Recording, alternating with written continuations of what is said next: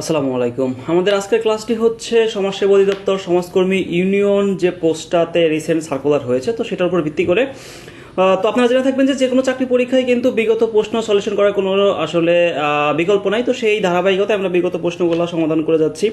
তো আজকে হচ্ছে 2022 সালে যে পরীক্ষাটা হয়েছিল তার যে গণিত পার্টটা ছিল এই সমাজসেবা অধিদপ্তরের ইউনিয়ন সমাজকর্মী পদের, তো সেটার যে গণিত যে পার্ট সেটা আজকে আমরা সলিউশন করবো এবং দেখবো যে আসলে সেখানে কি কোশ্চেনগুলো এসেছিল এবং আমরা কীভাবে এটা সমাধান করতে পারি।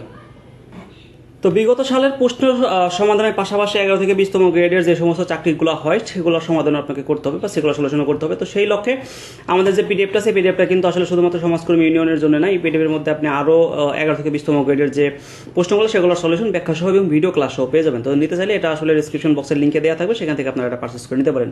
তো চলুন শুরু করি। আজকের আমাদের টপিক সেটা হচ্ছে যে আমাদের এখানে আরেকটা ইস্যু দেখাই দিই, সেটা হচ্ছে এখানে দেখুন আপনারা যে কোনো সময় একটা সাপোর্ট পাবেন, যে এখানে হেল্পলাইনে সাপোর্ট আছে, এখানে ক্লিক করে আপনারা আপনাদের যে কোনো প্রশ্ন এখানে আপনারা দিয়ে 24 ঘন্টায় আপনারা যে কোনো সময় দিয়ে আপনারা সেই প্রশ্নের কিন্তু সমাধান পেয়ে যেতে পারেন।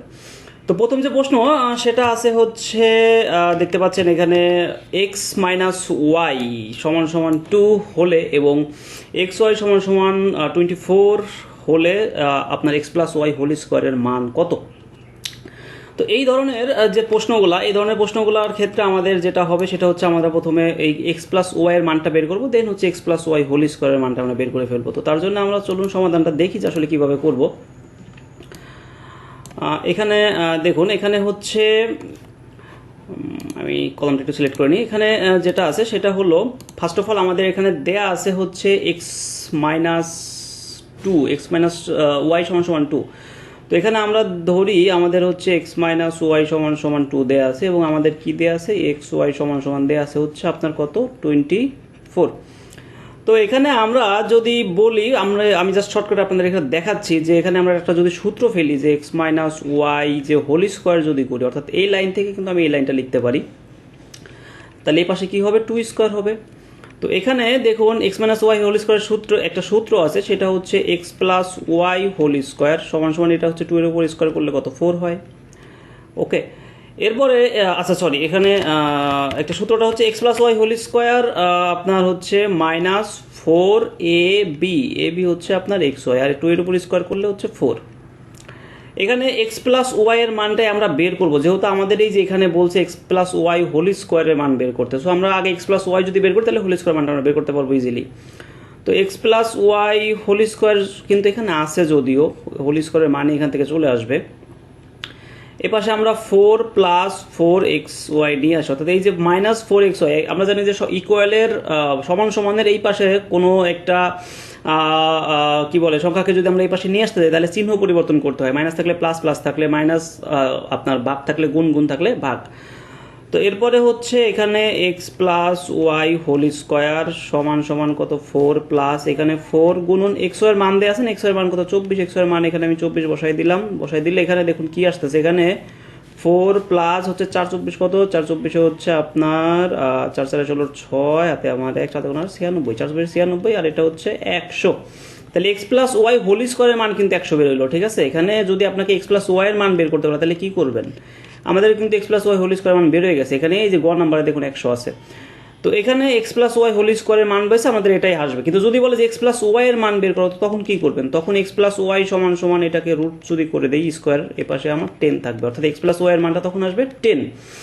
আবার যদি বলে এই অঙ্ক থেকে যে এক্স এর মান কত ওয়াই এর মান কত দুটো ইন্ডিভিজুয়ালি বের করো, তাহলে দেখুন এক্স এর মান এবং ওয়াই এর মান যদি ইন্ডিভিজুয়ালি বের করতে বলে আমরা এখানে কি পাইলাম, এখানে আমরা দেখতেছি যে এক্স প্লাস ওয়াই আমরা 10 পাইলাম, তাই না, ওই যে স্কোয়ার করে দিয়ে। এরপরে আমরা কি পাইলাম এক্স মাইনাস ওয়াই আমাদের কি দেওয়া আছে 24 দেওয়া আছে। আমরা যদি এটা হচ্ছে আপনার যে অপনয়ন পদ্ধতি আছে সেই অপনয়ন পদ্ধতিতে যদি আমরা এটা আসলে যোগ বিয়োগ করি তাহলে দেখুন এখানে 2x হবে, এখানে ওয়াই ওয়াই কাটা যাবে, এখানে হচ্ছে 24 আর 10 কত 34 হবে, এখানে এক্স এর মান এই 2 এর পাশে এসে ভাগ হয়ে যাবে, তাহলে হচ্ছে 17 হবে, তাহলে এক্স এর মান 17।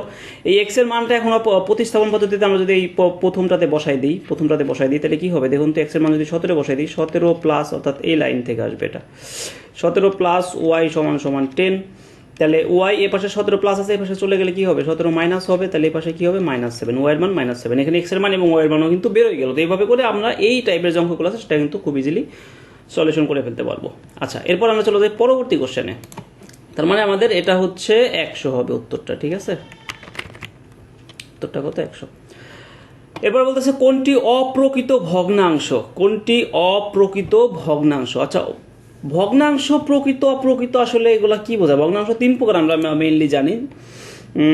প্রধানত 2 প্রকার, সেটা হচ্ছে সাধারণ ভগ্নাংশ এবং দশমিক ভগ্নাংশ। এবং সাধারণ ভগ্নাংশ হচ্ছে 3 প্রকার, সেটা হচ্ছে প্রকৃত ভগ্নাংশ। প্রকৃত ভগ্নাংশ হচ্ছে আপনার আমরা জানি যে ভগ্নাংশ মানেই কি? ভগ্নাংশ মানে আমরা যদি একটু এপাশে লিখি যে ভগ্নাংশ জিনিসটা কি, ভগ্নাংশ হচ্ছে আপনার লব বাই হর, এরকম একটা জিনিস থাকবে। উপরে যেটা থাকে সেটা লব, নিচে হচ্ছে হর। তো প্রকৃত ভগ্নাংশে কি হয়? প্রকৃত ভগ্নাংশ উপরে হচ্ছে আপনার লব হচ্ছে ছোট হয়, ঠিক আছে? আর হর হচ্ছে কি হয়? হর হচ্ছে বড় হয়। এটা প্রকৃত ভগ্নাংশ। আর যদি বলি যে অপ্রকৃত ভগ্নাংশ, তাইলে কি হবে? অপ্রকৃত ভগ্নাংশ ঠিক এর উল্টা হবে, অর্থাৎ লব হবে হচ্ছে বড় এবং হর হবে হচ্ছে আপনার কি? হর হবে হচ্ছে ছোট। আর মিশ্র ভগ্নাংশ যেটা, সেটা কি হবে? মিশ্র ভগ্নাংশের ক্ষেত্রে একটা পূর্ণ সংখ্যা থাকবে এখানে আগে, ঠিক আছে? একটা পূর্ণ সংখ্যা থাকবে এবং এখানে হচ্ছে একটা প্রকৃত ভগ্নাংশ থাকবে। প্রকৃত ভগ্নাংশ মানে যে এটা, অর্থাৎ লব, উপরে লব ছোট এবং নিচে হচ্ছে আপনার কি? হর হচ্ছে বড়। এটা হচ্ছে প্রকৃত ভগ্নাংশ। আমরা একটু উদাহরণগুলো দেখি। প্রকৃত ভগ্নাংশের ক্ষেত্রে দেখুন, উপরে যদি লব ছোট, আমি যদি উপরে 3 দেই, নিচে যদি উপরে যদি আমি এখানে লিখলাম 3, এখানে লিখলাম 5, এটা কিন্তু আমার প্রকৃত ভগ্নাংশ। এটা অপ্রকৃত ভগ্নাংশের ক্ষেত্রে যদি আমি উপরে 5 নিচে 3, তাহলে এটা অপ্রকৃত ভগ্নাংশ। আর মিশ্র ভগ্নাংশের ক্ষেত্রে আমি যদি 1 আর হচ্ছে একটা প্রকৃত ভগ্নাংশ লাগবে, তাহলে সেক্ষেত্রে আমরা হচ্ছে 3/5 যদি দিই, তাহলে এটা একটা মিশ্র ভগ্নাংশ। এভাবে করে কিন্তু আপনি এই যে ভগ্নাংশের বিষয়গুলো বুঝে ফেলতে পারেন। তো এখানে দেখুন আমাদের অলরেডি ব্যাখ্যা দেয়া আছে। যদি এখান থেকে চান যে ব্যাখ্যা দেখে নেবেন, তাহলে আমরা এই যেখানে বেসিক নিয়ম দেখুন, এখানে যদি ক্লিক করি, দেখুন ক্লিক করলে আমাদের আমাদের নেটটা এখানে যদি এই বেসিক যে নিয়মটা আছে, বেসিক নিয়মে যদি আপনি ক্লিক করেন, বেসিক নিয়মে ক্লিক করলে কিন্তু আপনার দেখবেন যে এই নিয়মটা চলে আসবে, ঠিক আছে? অর্থাৎ এই ম্যাথগুলো কীভাবে করবে, যে প্রতিস্থাপন এবং বজ্রগুণন পদ্ধতি, এই সমস্ত পদ্ধতি আপনার এখান থেকে সুন্দরভাবে বুঝে নিতে পারবেন। এরপরে যেটা আছে সেটা প্রকৃতভাবে দেখুন, এখানে যদি ব্যাখ্যা দেখুন, এখানে যদি ক্লিক করি, তাহলে এই যে ভগ্নাংশ কাকে বলে, কত প্রকার, কী কী সমস্ত জিনিস এখানে কিন্তু চলে আসবে। ওকে, এরপরে বলতেছে কোনটি বড়? কোনটি বড়? এখানে দেখুন বোঝাই যাচ্ছে এখানে কোনটি বড়। এটা আসলে আর নতুন করে করার কিছু নাই। এখানে যেহেতু পয়েন্ট দেয়া আছে, আপনার ভগ্নাংশ দেয়া নেই, তো সেক্ষেত্রে আমরা দেখেছি এটা হচ্ছে 0.5 এবং এটা হচ্ছে আপনি মনে করেন পয়েন্ট নাই, এই জিনিসগুলোতে মনে করেন এখানে পয়েন্ট নাই, তাহলে এটা কি? এটা 5, এটা 25, এটা হচ্ছে আপনার এটাকে 50 ধরতে হবে, ঠিক আছে? আর এটা হচ্ছে 55। তার মানে আমরা দেখেছি যে 55 যেটা, এটা বড়। লসাগু এর পূর্ণরূপ কি? লসাগু এর পূর্ণরূপ হচ্ছে আপনার লঘিষ্ঠ সাধারণ গুণিতক, আমরা সবাই এটা জানি। এরপরে যেটা আছে সেটা হচ্ছে বৃত্তের দৈর্ঘ্যকে কি বলে? বৃত্তের যে দৈর্ঘ্য, বৃত্তের দৈর্ঘ্যকে আসলে পরিধি বলে, ঠিক আছে? অর্থাৎ এই যে দেখুন, আমি যদি এখানে একটা বৃত্ত আঁকি, বৃত্তের দৈর্ঘ্য মানে কি? যেখান থেকে শুরু করলাম আবার এই পুরাটা ঘুরে সেখানে শেষ করলাম, এইটা হচ্ছে আমি যদি এখন এখান থেকে কেটে দিই, কেটে দিলে এরকম একটা সোজা জিনিস বেরোবে না? এই সোজা একটা তার মনে করেন, এই তারটাকে আমরা যখন ঘুরায় এভাবে বৃত্ত বানাবো, তখন কিন্তু এই তারটাই, এর দৈর্ঘ্যটাই হবে বৃত্ত। তো বৃত্তের এই জিনিসটাকে বলা হয় পরিধি। তো যদি চান এখানে ব্যাখ্যা আছে, আপনারা এই যে ব্যাখ্যা দেখুন, এখান থেকে ক্লিক করলে চলে যেতে পারবেন খুব সহজেই। এই যে জ্যামিতির বিভিন্ন অংশের নাম আপনারা এখানে পেয়ে যাবেন, বিন্দু, রেখা, রেখাংশ, যা লাগে। এই যে বৃত্ত দেখুন, বৃত্তের এটাকে বলে বৃত্ত চাপ, এটাকে বলতেছে হচ্ছে জ্যা, এটাকে হচ্ছে আপনার ব্যাস, এই যে কেন্দ্র, ঠিক আছে? কেন্দ্র থেকে যে কোনো একদিকে একটা রেখা টানলে সেটা হচ্ছে ব্যাসার্ধ, এবং এই যে এখানে কোণ টোন যা লাগে মোটামুটি সবই এখানে আছে। আপনারা চাইলে এই পিডিএফ থেকে এভাবে করে ব্যাখ্যাগুলো সহ পড়ে ফেললে আপনাদের ওই টপিক সম্পর্কে সমস্ত পড়াশোনাগুলো হয়ে যাবে। এরপরে যেটা আছে সেটা হচ্ছে কোনটি পূর্ণবর্গ নয়? আসলে দেখুন, পূর্ণবর্গ এবং পূর্ণবর্গ সংখ্যা কাকে বলে? পূর্ণবর্গ সংখ্যা যে সংখ্যার আসলে রুট করা যায়, যে সংখ্যার রুট করা যায় সেটা হচ্ছে পূর্ণবর্গ সংখ্যা। বলতেছে কোনটি পূর্ণবর্গ নয়? এখানে যদি আপনি 1-এর রুট করেন, 1-এর রুট করেন তাহলে 1 পাবেন। এখানে যদি আপনি 4-এর রুট করেন তাহলে 2 পাবেন। এখানে যদি আপনি 9-এর রুট করেন তাহলে 3 পাবেন। কিন্তু 5-এর রুট করলে আপনি কোনো পূর্ণ সংখ্যা পাবেন না, ঠিক আছে? তো এখানে পূর্ণবর্গ সংখ্যা 9 হচ্ছে 5। ওকে, এরপর হচ্ছে দুইটি সংখ্যার বর্গের অন্তর 3 হলে সংখ্যা দুইটি কত? এই ম্যাথগুলো প্রচুর আসে, তো এই ম্যাথগুলো আমাদের একটু আসলে ভালোভাবে করতে হবে। আমরা একটু দেখি যে ম্যাথগুলো আমরা কীভাবে করবো। কি বলতেছে যে দুইটি সংখ্যার বর্গের অন্তর 3 হলে সংখ্যা দুইটি কত? দুইটি সংখ্যার বর্গের অন্তর, আমি এখানে যদি বলি যে আমি ধরে নিই একটি সংখ্যা x, অপর সংখ্যা y, আমি এখানে কি করব, আমি যদি বলি যে ধরি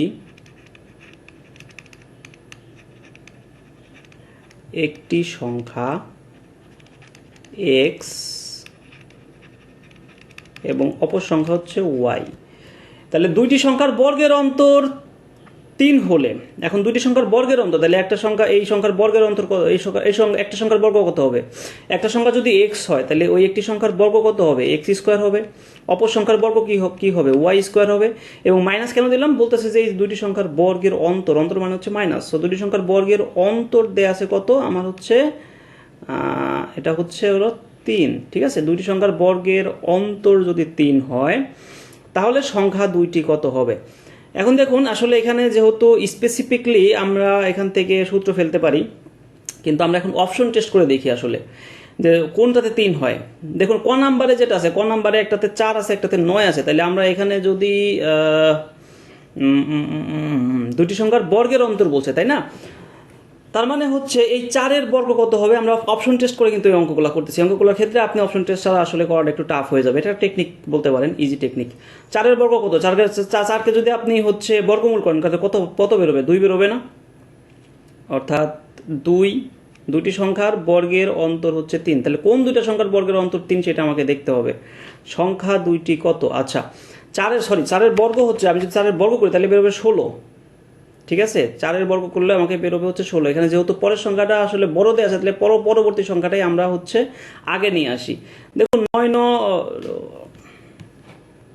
তাহলে বড় সংখ্যাটা আমরা আগে নিয়ে আসি। এটা ক নাম্বার যদি বলি 9 আপনার 9 নং কত? 9 নং হচ্ছে 81 বিয়োগ হচ্ছে আপনার 4 কত? 4 হচ্ছে 16। এখানে কিন্তু 3 হচ্ছে না, এদের বিয়োগ করলে কি 3 হচ্ছে না? হচ্ছে না, তার মানে এটা আমার হবে না।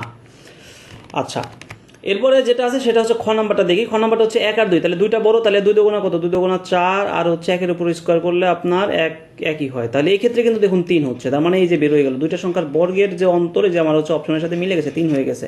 বাকি যে গ এবং হচ্ছে আপনার ঘ এটা কিন্তু মিলবে না, ঠিক আছে, এটা আপনারা করে দেখবেন, এটা কিন্তু মিলবে না। তো সেক্ষেত্রে আমার উত্তর হবে হচ্ছে এখানে যেটা আছে সেটা হচ্ছে খ।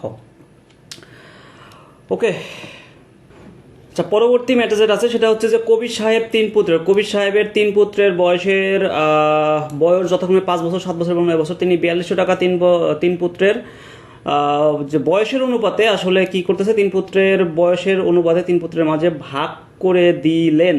আচ্ছা ভাগ করে দিলেন, তাহলে হচ্ছে 5 বছর বয়সী ছেলে কত টাকা পেল? তার যে 5 বছর বয়সী, অর্থাৎ প্রথম যে 5 বছর বয়সী ছোটো ছেলেটা, সেটা আসলে কত টাকা পেয়েছে। আচ্ছা আমরা সেটা একটু বের করে দেখি, সেটা কীভাবে বের করবো, অঙ্কটা কীভাবে করবো। এখানে কবির সাহেবের দেখুন 3 পুত্র, আমি ধরি যে 5 বছর বয়সী যে ছেলে, 5 বছর বয়সী যে ছেলে আছে, অর্থাৎ 5 বছর বয়সী যে ছেলে, সে 5 বছর বয়সী ছেলে কত টাকা পেয়েছে? 5 বছর বয়সী ছেলে পেল ধরুন 5x টাকা।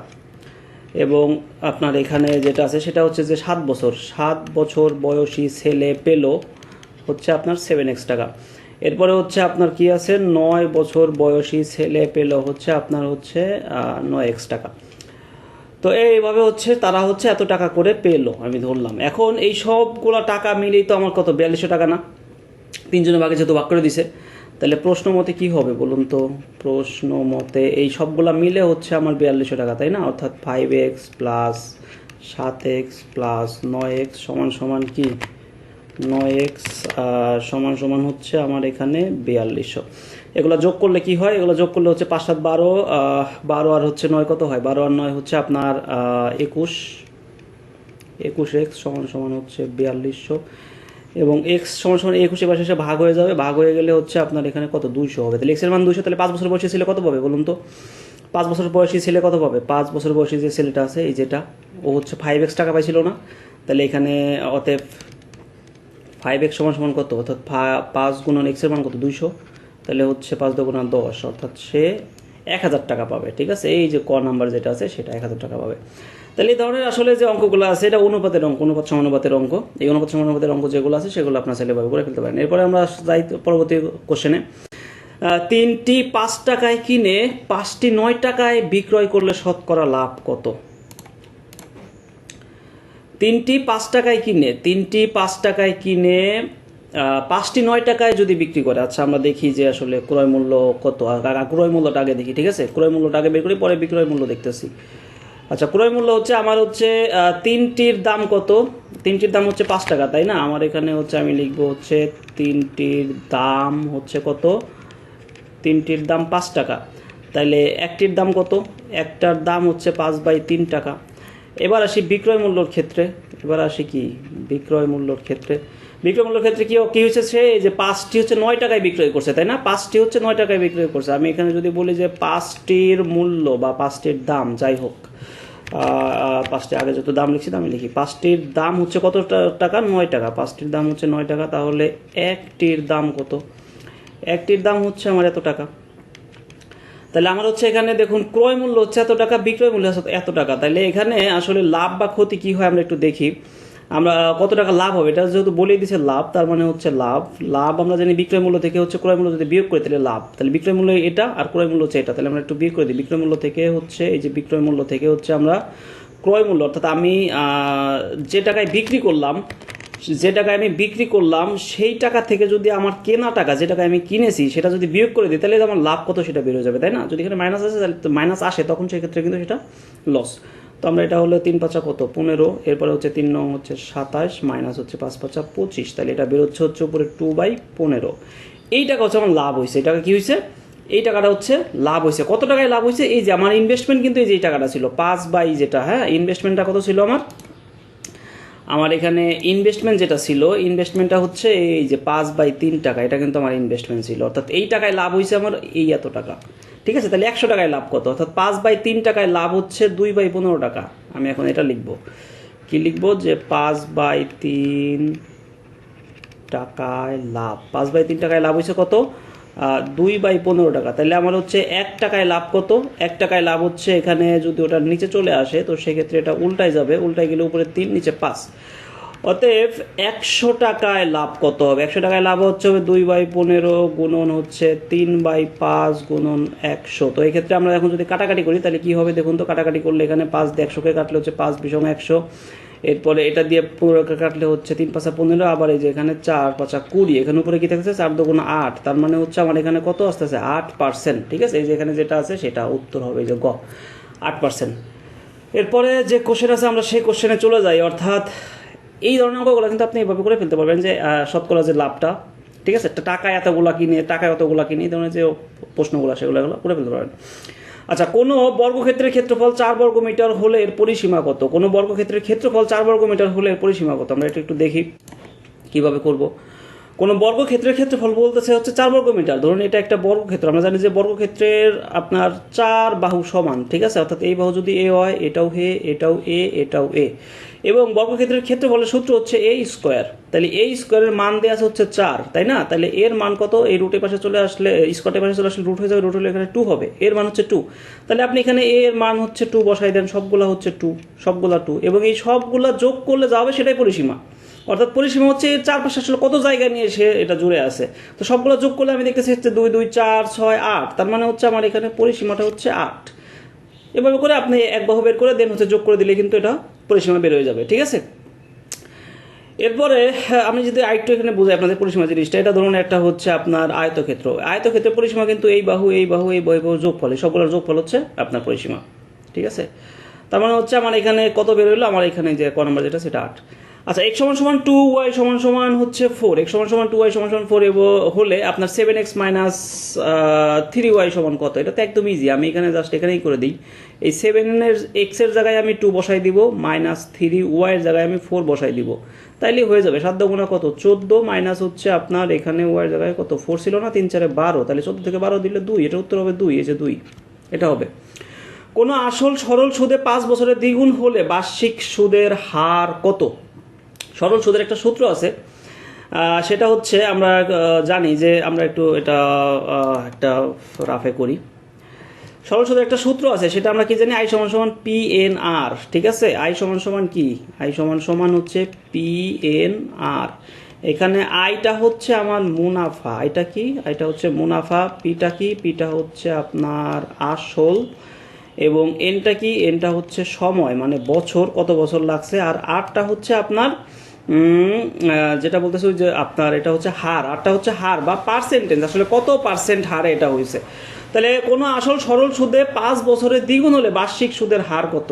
কি বলতেছে, কোনো আসল সরল সুদে 5 বছরের দ্বিগুণ হয়েছে, অর্থাৎ আসল যদি আপনার হচ্ছে পি হয়, আসল যদি পি হয় 5 বছর যায়, 5 বছর পরে গিয়ে সেটা হচ্ছে ওই সুদ আসলে কত হয়েছে, সুদ আসল মিলায় আসল যদি পি হয় তাহলে সুদ প্লাস আসল এই দুইটা মিলায় হচ্ছে আপনার দ্বিগুণ হয়ে গেছে আসল, বুঝছি। অর্থাৎ আগে যদি আপনি পি টাকা কাউকে দিয়ে থাকেন, 5 বছর পরে আপনি যে টাকা আসলে দিলেন, যে পার্সেন্টে দিলেন সেই পার্সেন্টে আমরা বের করবো, সেটা 5 বছর পরে গিয়ে এই আসলটা আপনি সুদ আসলে দ্বিগুণ পাবেন। তো এটা হচ্ছে আমার কনসেপ্ট। এখন আমরা যেহেতু সুদ আসলে এখানে আছে, সুদে আসলে দ্বিগুণের কথা বলা আছে, তাহলে আমরা এখানে এই যে সুদের সাথে একটা আসল যোগ করে দিই, তাহলে এই পাশে একটা পি যোগ করলে আমার এই পাশেও কি করতে হবে, একটা পি যোগ করতে হবে। আচ্ছা, সুদ এবং আসল, এই সুদ এবং আসল দুইটা মিলে আমার কি হয়েছে, দ্বিগুণ হয়েছে না, অর্থাৎ 2p, দুইটা আসল দ্বিগুণ হয়ে গেছে, তাহলে আমি সুদ আসল মিলে দ্বিগুণ করে দিলাম।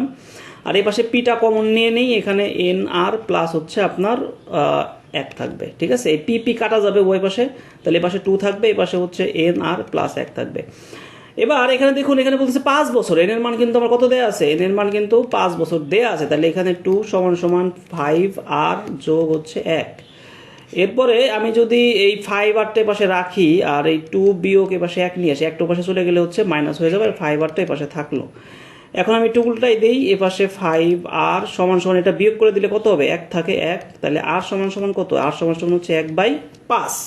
ওকে, আচ্ছা, আর সমান সমান যদি 1/5 হয়, এবার আর হচ্ছে যেহেতু পার্সেন্টেজ, আর এর নিচে হলো আপনার 100 আছে একটা, ঠিক আছে, অবশ্যই আর এর নিচে কি একটা 100 আছে, তো সেইটা কি করতে হবে, এখানে 100 দ্বারা গুণ করে দিতে হবে, যেহেতু পার্সেন্টেজ আমরা বের করবো, শতকরা বের করবো, শতকরা আসলে সুদের হার বের করবো, তো সেক্ষেত্রে এখানে 100 দ্বারা গুণ করে দিতে হবে। তাহলে এখানে হচ্ছে আপনার 5 দিয়ে গুণ করলে এটা হচ্ছে 20% আসবে উত্তরে, এই যে ক নম্বর যেটা আছে সেটাই আমার আনসার। ওকে, এরপরে যে কোশ্চেনটা আছে সেটা হচ্ছে কোন ত্রিভুজের একটি কোণ অপর দুই কোণের সমষ্টির সমান হলে এটি কোন ধরনের ত্রিভুজ? আচ্ছা, কোন ত্রিভুজের একটি কোণ অপর দুই কোণের সমান হলে এটি কোন ধরনের ত্রিভুজ? এটা আমরা জানি যে ত্রিভুজের 3 কোণের সমষ্টি 180 ডিগ্রি। ত্রিভুজের 3 কোণ, একটা ত্রিভুজ যদি হয়, ধরুন এটা ধরে নিলাম একটা ত্রিভুজ, ত্রিভুজের হচ্ছে এই যে 3 কোণ, এই 3 কোণের সমষ্টি কত হয়, 180 ডিগ্রি হয়। এখন এটা বলতেছে যে দুই কোণের সমষ্টি অপর এক কোণে, একটি কোণ হচ্ছে অপর দুই কোণের সমষ্টি, একটি কোণ কি অপর দুই কোণের সমষ্টির সমান, তার মানে একটা কোণ যা অপর দুই কোণ মিলে হচ্ছে তা। তার মানে আমি যদি বলি যে একটা কোণ যদি 90 ডিগ্রি হয়, অপর দুই কোণ মিলে হবে 90 ডিগ্রি, অর্থাৎ এখানে হচ্ছে দুইটা কোণ আছে, তাহলে একটা কোণ যার 90 ডিগ্রি সে কি, একটা কোণ যার 90 ডিগ্রি সে অবশ্যই সমকোণী ত্রিভুজ, ঠিক আছে, সে অবশ্যই কি হবে, সমকোণী ত্রিভুজ হবে।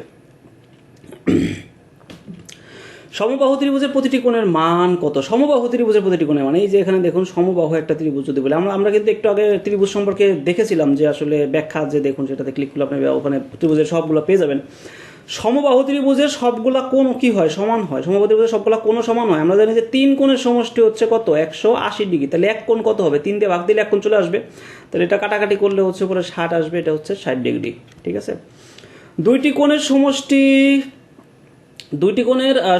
90 ডিগ্রি হলে এর প্রত্যেকটি কোণের মান কত? দুইটি কোণের সমষ্টি 90 ডিগ্রি হলে এর প্রত্যেকটি কোণের মান কি? আচ্ছা, দুইটা কোণের মান যদি, দুইটা কোণের সমষ্টি যদি 90 ডিগ্রি হয়, দুইটা কোণের সমষ্টি 90 ডিগ্রি হলে এর প্রত্যেকটি কোণের মান কি সেটা চাইছে। তো আমরা সেটা একটু দেখি যে দুইটা কোণের আপনাকে কি বলতেছে, দুইটা কোণের হচ্ছে সমষ্টি যদি 90 ডিগ্রি হয়। আচ্ছা, ধরুন এক্স একটা কোণ, ওয়াই একটা কোণ, এই দুইটা কোণ মিলে যদি 90 ডিগ্রি হয় তখন তাকে আমরা বলবো হচ্ছে পূরক কোণ, ঠিক আছে। একে অপরের কি কোণ বলবো, পূরক কোণ। এক্স একটা কোণ, ওয়াই একটা কোণ, দুইটা কোণের কোণ মিলে যদি 180 ডিগ্রি হয় তো তখন আমরা সেটাকে বলবো হচ্ছে সম্পূরক কোণ। কি বলবো, সম্পূরক কোণ, ঠিক আছে। আবার যদি হচ্ছে দুইটা কোণ মিলে আপনার 360 ডিগ্রি হয় তখন সেটা হচ্ছে প্রবৃদ্ধ কোণ হবে। সেটা কি হবে, তখন সেটা হচ্ছে আপনার প্রবৃদ্ধ কোণ হবে, প্রবৃদ্ধ কোণ। এবার মনে রাখতে হবে, তো দুই কোণের সমষ্টি 90 ডিগ্রি হলে পূরক, আর 180 ডিগ্রি হলে আপনার সম্পূরক, এবং হচ্ছে 360 হচ্ছে প্রবৃদ্ধ কোণ। তো এই ক্ষেত্রে এটা আমরা কি দেখলাম যে দুইটা কোণের সমষ্টি হচ্ছে 90 ডিগ্রি হলে এটা হচ্ছে এই যে খ নাম্বার পূরক কোণ, ঠিক আছে। তো এর পরবর্তীতে আমরা আসলে সাধারণ জ্ঞান যে অংশ সেটা দেখব, সাধারণ জ্ঞান অংশটা এর পরবর্তী যে পার্ট সেটাতে আমরা দেখব।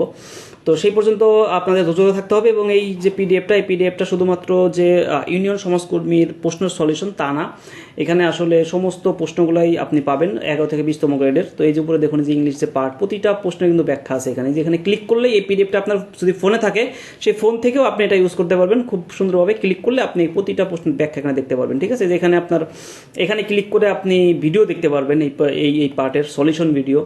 হ্যাঁ, এই যে বাংলা যে পার্টটা, এখানে প্রতিটা পার্ট প্রশ্নের দেখুন এখানে যে ব্যাখ্যা দেখুন আছে, এখানে চাইলে করতে পারবেন। তো এটা আপনি আসলে, এবং আপনার যে কোনো সমস্যা, যে কোনো প্রশ্ন প্রবলেম আপনি যে পাশ থেকে চাইলে এখানে ক্লিক করুন, এই যে এখানে ক্লিক করুন, এখানে দেখুন আপনি যদি আমি আপনাদের একটু দেখাই, এখানে ক্লিক করুন। এখানে ক্লিক করলে আপনি কি করতে পারবেন, এখানে গিয়ে আপনার যে কোনো সমস্যার সমাধান আপনি সলিউশন করে নিতে পারবেন। আপনার নাম দিবেন, হোয়াটসঅ্যাপ নাম্বার দিবেন, এবং আপনি এখানে আপনার যে প্রশ্নের সমস্যা সেই প্রশ্নটা আপনি অ্যাড ফাইল, অর্থাৎ একটা ইমেজ আপনি সেই প্রশ্নের ইমেজটা দিয়ে দিবেন। মন্তব্য থাকলে দিতে পারেন, না থাকলে না দিবেন, সাবমিট করে দিবেন। আপনার সাথে হোয়াটসঅ্যাপে কন্ট্যাক্ট করে আপনার সমস্যার সমাধান দিয়ে দেওয়া হবে, ঠিক আছে। যদি এই পিডিএফটা আপনার কাছে থাকে, আপনি কিন্তু 24/7 অর্থাৎ 24 ঘন্টা আপনি এরকম একটা অনলাইন সাপোর্ট পাবেন। সো এই ছিল হচ্ছে মোটামুটি আজকের ভিডিও। তো নেক্সট ভিডিও পর্যন্ত আপনারা ভালো থাকুন, সুস্থ থাকুন, আল্লাহ হাফেজ।